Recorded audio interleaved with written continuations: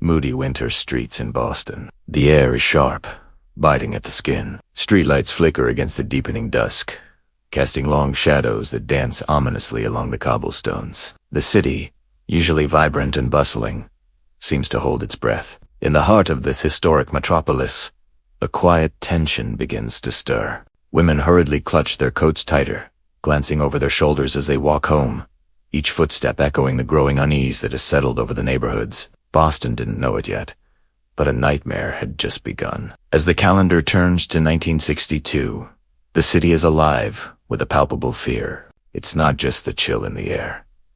It's the whispers that float through the streets, that speak of a shadow lurking, a predator among them. The news is filled with reports of strange occurrences, unsettling the peace of everyday life. Women were disappearing, and no one seemed safe. Meet Mary Sullivan, a young woman who lived in a modest apartment on Commonwealth Avenue. She was like many others, working hard, dreaming big, and looking forward to her future. Just down the street, another woman, 85-year-old Anna Sleezers, sat in her small living room, knitting quietly, unaware that danger was inching closer to her doorstep. Each woman, with her own story, connected by the invisible thread of fear that wove through the fabric of Boston life. As the first murder rocks the city, panic spreads like wildfire. Anna is found strangler in her home, a place that should have been her sanctuary. The police are baffled there and no signs of forced entry.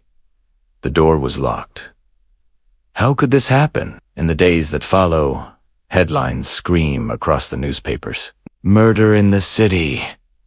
Fear grips Boston. The streets that once held laughter and life now seem haunted. Women begin to change their routines, avoiding late-night strolls, locking their doors, and looking for friends to walk with them. The city is on edge. Then, as the weeks unfold, the fear only intensifies. Another woman, 21-year-old Mary Brown, is discovered in a similar manner. Again, no forced entry. Again, the same chilling silence surrounding her death. The police begin to scramble, trying to piece together a puzzle that seems to grow more complicated with each new victim. There are no suspects, no leads, and no apparent motive. The killer's pattern becomes clear, and it's terrifying. Women are targeted in their homes, a place that should be safe. The same method, the same eerie silence. Fear takes root deeply in the community. Women buy locks for their windows, install security systems, and some even begin to carry weapons for protection. In the midst of this turmoil, detectives work long nights, poring over evidence, interviewing witnesses, chasing leads. But with every passing day, the case feels more insurmountable. They begin to theorize, could it be one killer, or perhaps multiple killers? Each scenario feels more unsettling than the last. As the investigation drags on, the city's anxiety reaches a breaking point. A sense of urgency fills the police stations. Frustration mounts, not just among the department but in the hearts of the families of the victims. They want answers, they want justice, but all the detectives have are cold cases wrapped in layers of confusion. Then, in a twist of fate, Albert DeSalvo enters the story. A man with a history of petty crimes, not murder. His arrest for unrelated crimes brings him into the spotlight. When he confesses to being the Boston Strangler, a collective sigh of relief washes over some, but a wave of skepticism follows. Was this the resolution they had all been waiting for? Or just another layer to an already tangled web? DeSalvo's confession is filled with details that send chills down spines, but doubts linger. Forensic technology in the 1960s is limited. Could they trust his words? Was he simply seeking fame? The media storm surrounding DeSalvo is nothing short of a frenzy. The public's reaction is mixed. Relief washes over some, while others remain skeptical. Families of the victims speak out, sharing their pain and frustration. They seek closure, but the truth remains elusive. DeSalvo is sentenced, but not for murder. Instead, he faces time for other crimes, leaving the community feeling unsettled. As the years pass, questions about DeSalvo's guilt continue to haunt those affected. Was he truly the Strangler? Why do inconsistencies pepper his confession? The debate rages on among police, experts, and the public. Then, in 2013, a breakthrough emerges. DNA evidence links DeSalvo to the murder of Mary Sullivan. A moment that could have brought closure instead reignites old wounds. Many still wonder, was he the only one? What about the other unsolved cases? The legacy of the Boston Strangler stretches far beyond the confines of the city. It forces a reckoning, changing how women view their safety. The case propels advances in forensic science, shifting the landscape of criminal investigations. In remembering the 13 victims, the narrative shifts from the killer to the lives lost. Each woman had a family, a story, a future. Behind every headline was a life that mattered, and their stories deserve to be told. As we reflect on this chilling tale, let's remember the importance of community, vigilance, and compassion. The legacy of these women lives on, reminding us to honor their memories and strive for a world where everyone feels safe. And so, we ask you to ponder. What would you do if fear gripped your city? How would you find hope in the darkness? Share your thoughts in the comments below, and join us next time as we dive deeper into this haunting chapter of true crime history. Remember to like, subscribe, and reflect on the lives behind the headlines. The winter of 1960s Boston painted a picture of stark contrasts. The streets, usually bustling with life, took on an eerie stillness. Families huddled in their homes, sharing warmth and laughter, while outside, the air was sharp and biting. The soft glow of streetlights flickered against the darkened sidewalks, casting long shadows that seemed to whisper secrets. The city had an inviting charm, with its brownstones and cozy cafes, but beneath this facade, an unsettling tension brewed. As the days grew shorter and nights stretched longer, the atmosphere shifted. Women, once confident in their evening strolls, began to look over their shoulders. The simple act of walking home after a late shift or a night out became fraught with anxiety. The friendly chatter at local diners faded into hushed conversations about safety. Boston didn't know it yet, but a nightmare had just begun. In those early years of the decade, the streets were lined with the familiar sounds of children playing, couples laughing, and friends gathering. Neighborhoods were tight-knit, where everyone knew each other. It was the kind of city where a friendly wave from a neighbor was commonplace, and the local baker knew everyone's favorite pastry. But with the onset of winter, that warmth began to chill.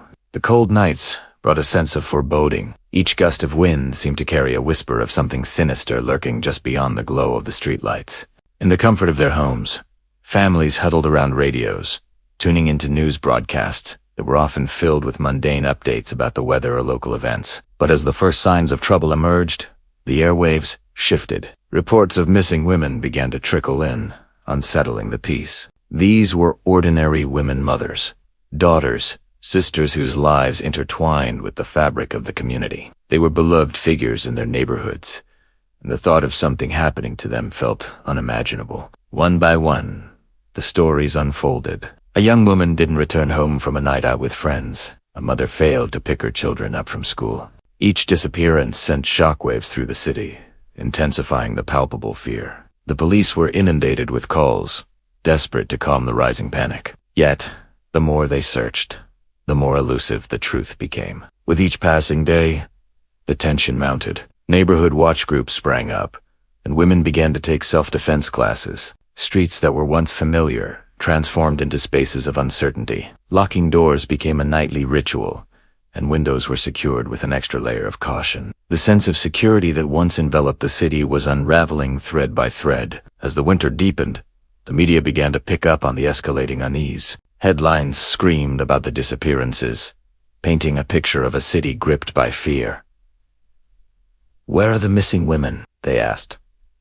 "Is a predator stalking the streets?" The stories began to blend into one another, creating a narrative that suggested a chilling pattern. Women were vanishing, and the police seemed powerless to stop it. In living rooms across Boston, families gathered around their radios, holding their breath as they listened for updates. The fear was contagious. Friends exchanged worried glances, and conversations turned to whispers.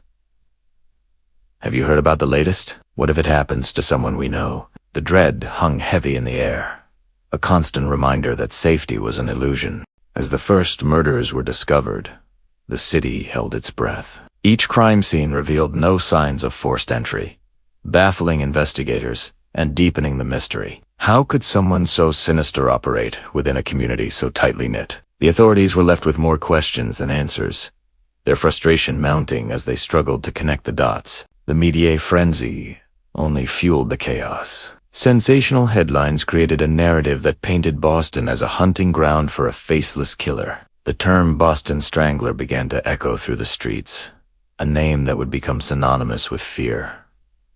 People began to speculate, was it one man, or was there more than one killer behind these horrific acts? Theories swirled like the snowflakes falling outside, each one more terrifying than the last. In the midst of this turmoil, women adjusted their routines. Late-night outings were replaced with early evenings. Friendships shifted as they banded together for support. The city, once vibrant and full of life, became a shadow of its former self, gripped by an invisible enemy. As the police worked tirelessly through the night, a sense of urgency gripped the force. Detectives sifted through piles of evidence, interviewing witnesses, and piecing together fragments of stories. They looked for patterns, desperately hoping to uncover the truth. Yet, with every lead that fizzled out, the pressure mounted. The community demanded answers, and the police were running out of time. The chilling nature of the murders and the subsequent investigation sparked a wave of paranoia. Women began to buy locks for their doors,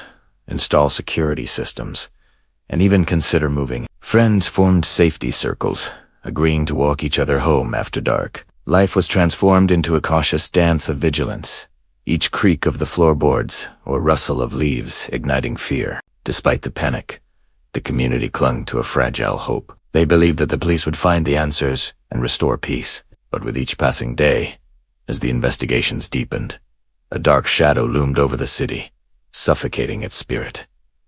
Boston was not just facing a string of murders. It was grappling with the loss of its innocence. And as the winter nights grew colder, the haunting realization settled in.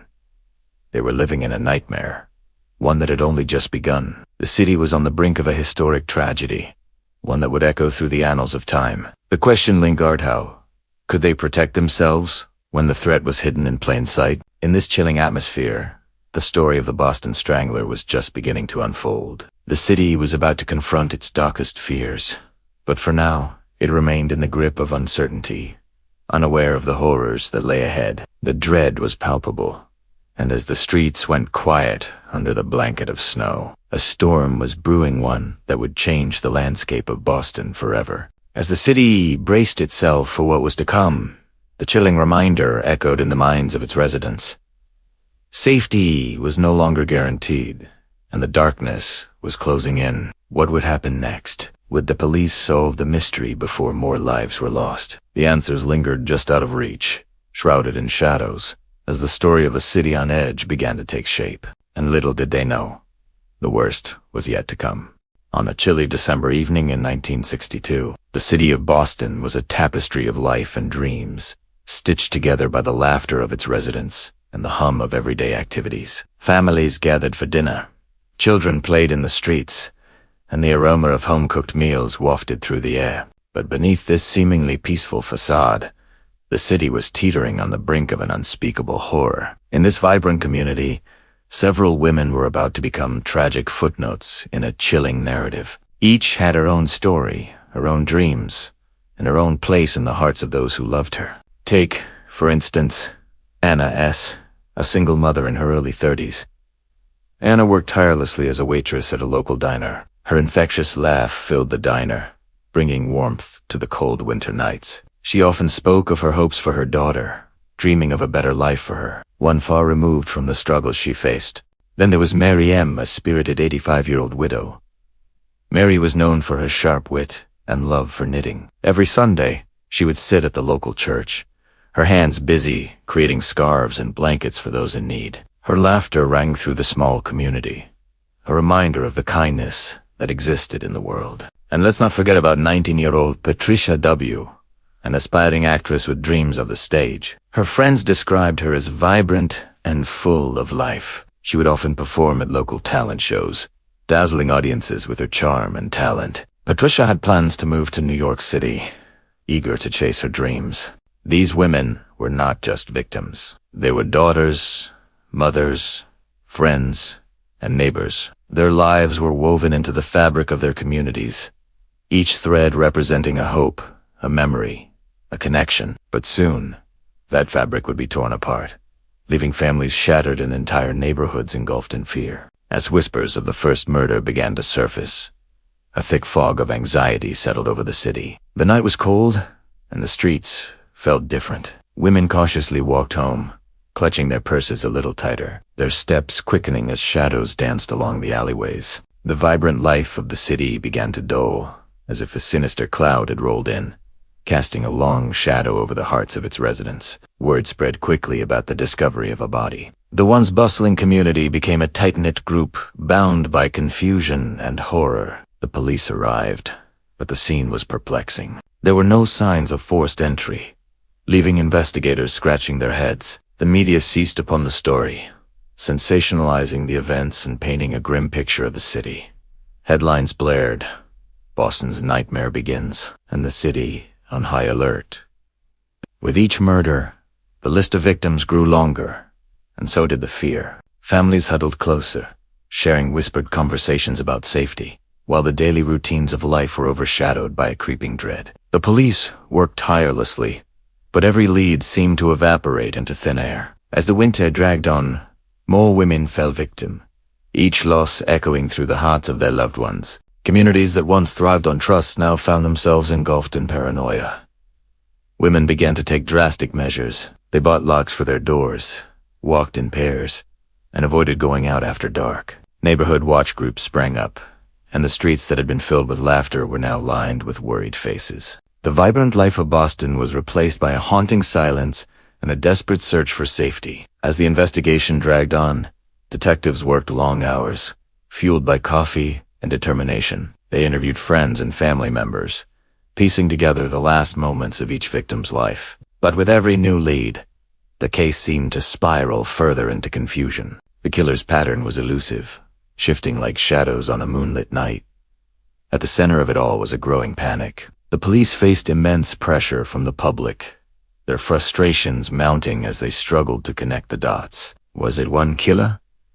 Or could it be multiple offenders? The questions swirled, leaving residents feeling vulnerable and exposed. One cold evening, as the snow began to fall gently over the city, the news broke of yet another murder. This time, it was a young woman named Mary Sullivan. The details were chilling, and Boston held its breath. The media frenzy intensified, with reports flooding the airwaves. The city, once filled with light, was now shrouded in darkness.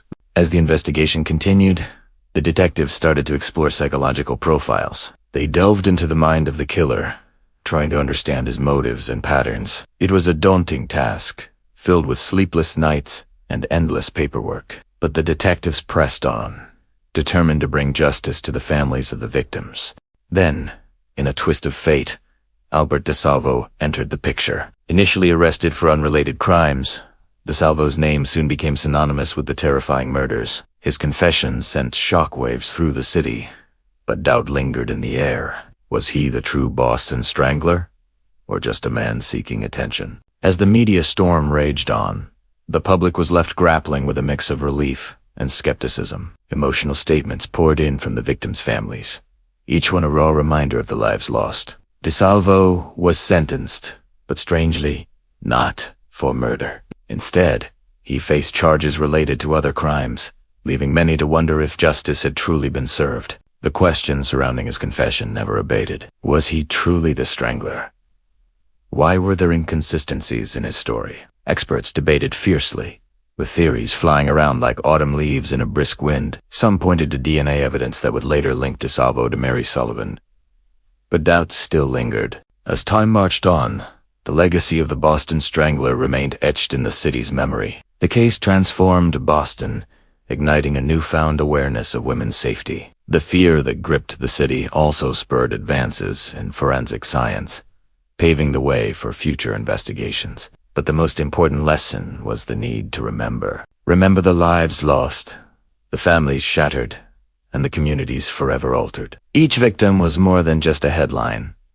They were vibrant individuals with hopes and dreams. As the story of the Boston Strangler continues to unfold, we must honor the memory of those 13 women, ensuring that their stories are never forgotten. Behind every statistic lies a story, a heartbeat, a life cut short. Let's reflect on how far we've come, but also on how far we still need to go. Join us as we delve deeper into this chilling tale, exploring not just the chilling facts, but the human stories that lie beneath. Stay tuned as we uncover more about the investigation, the community, and the lingering questions that remain. What truly happened on those cold winter nights in Boston? And how did a city come to terms with such unimaginable horror? The answers await in the shadows, waiting to be uncovered. The winter of 1962 was relentless in Boston. As the city settled into its routine, the stark stillness of the streets felt almost suffocating. The bitter cold was more than just a weather report. It seeped into the lives of residents,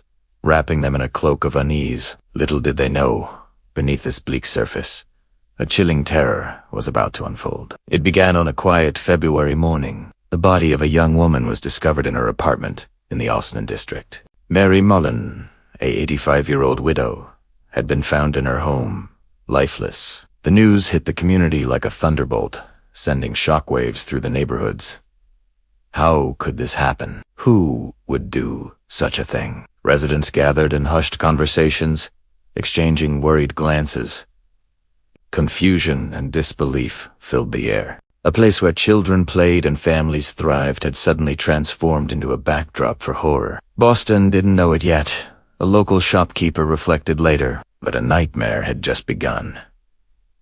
As news of the murder spread, the city's police department was thrust into a whirlwind of activity. Detectives arrived at the scene, scanning every corner of the cramped apartment for clues. But what they found was perplexing. There were no signs of forced entry. The door had been locked, and the windows secured.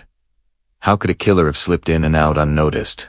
The absence of forced entry only fueled the fear simmering in the community. What kind of monster could breach the sanctity of a home so easily? The detectives exchanged worried looks, feeling the weight of the community's fear resting heavily on their shoulders. Each unanswered question seemed to echo through the city.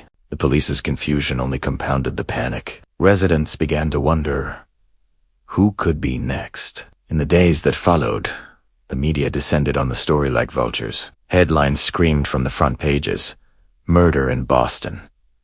Who is the killer?" Sensationalism took hold, and the city was gripped by a frenzied atmosphere. Every newspaper reported the story with a sense of urgency, capturing the growing terror that wrapped around Boston like a thick fog. Radio broadcasts filled homes with updates, each report sharpening the community's anxiety. Women stopped walking alone, clutching their keys tightly in clenched fists, hearts racing at every sound. The once vibrant streets became shadowy corridors of fear. A sense of distrust permeated everyday interactions. Neighbors eyed one another with suspicion, wondering who could be hiding darkness behind a friendly smile. As the days turned to weeks, the urgency among law enforcement grew. The police department began to mobilize resources, working tirelessly to piece together a puzzle that seemed impossibly complex. Detectives were seen working late into the night, sifting through reports and interviewing anyone who might hold even the slightest clue. But with each passing day, the killer remained elusive, and the community's fear only deepened. The media frenzy intensified. Coverage of the murder spread beyond Boston, capturing national attention. A city gripped by fear. One headline read, "The stories of the victims weren't just headlines. They became a reflection of the city's soul, a reminder that behind every statistic was a life, a family shattered by violence." The panic reached a boiling point when the second body was discovered. Another woman, another apartment. This time, it was Anna Sleezer's, a 55-year-old mother. The circumstances mirrored Mary Mullen's case.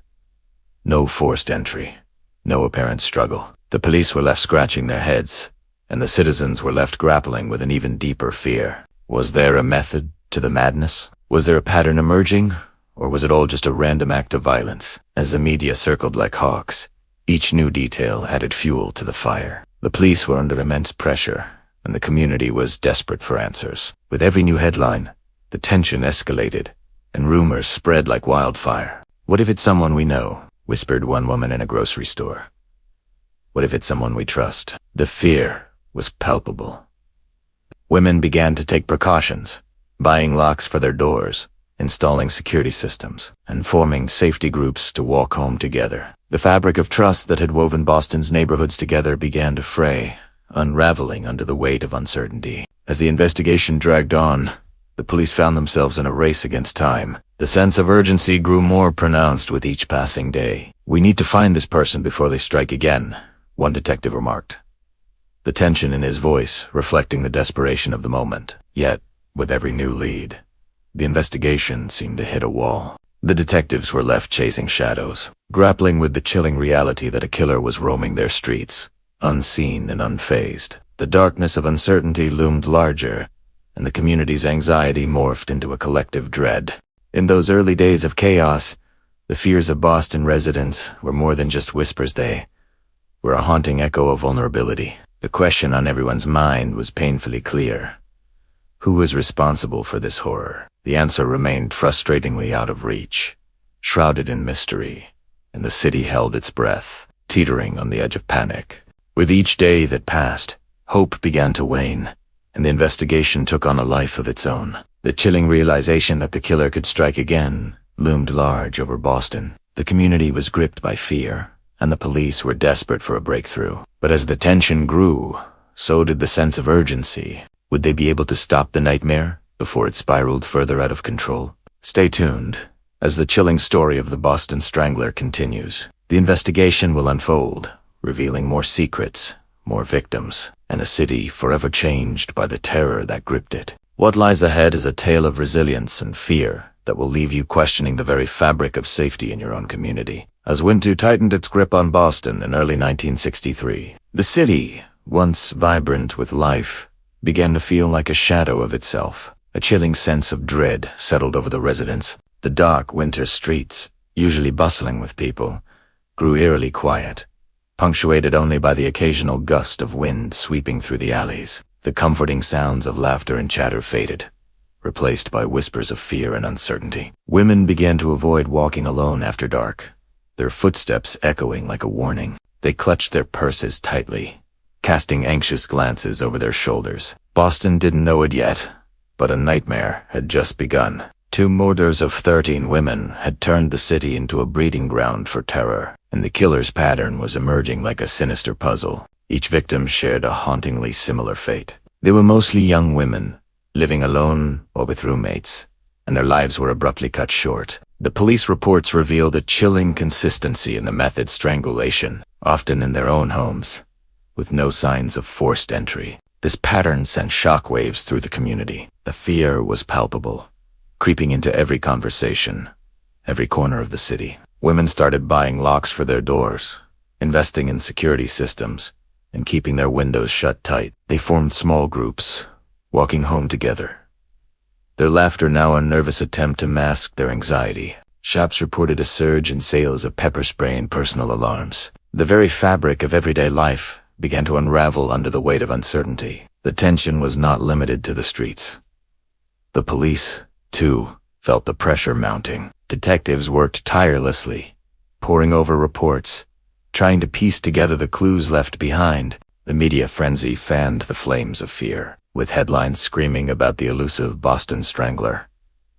Every new detail released only heightened the community's anxiety. How could this happen in their city? Where was the sense of safety they once took for granted? As the days turned into weeks, the urgency grew. The police were in a race against time, trying to catch a killer who seemed to vanish into thin air. With each new murder, the pressure intensified. They needed answers. They needed leads. But the evidence was scant, and the killer was clever. Detectives began to analyze the patterns, looking for any commonalities that could help them predict the next move. Was he targeting a specific demographic? Did he choose his victims based on their routines? The community was on edge, and the police were feeling the heat. They had to show that they were doing everything they could to restore safety to the streets. Meanwhile, families of the victims mourned in silence, their grief woven into the fabric of a community that felt increasingly unsafe. Friends and loved ones reminisced about the laughter and dreams that had been so cruelly snatched away. They found solace in each other, but the haunting question lingered.